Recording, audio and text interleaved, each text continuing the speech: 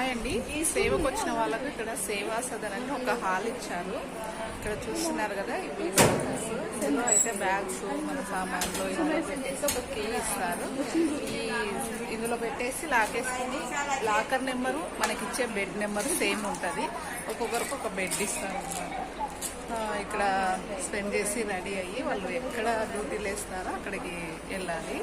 చూడండి, మా వాళ్ళంతా రెడీ అవుతున్నారు.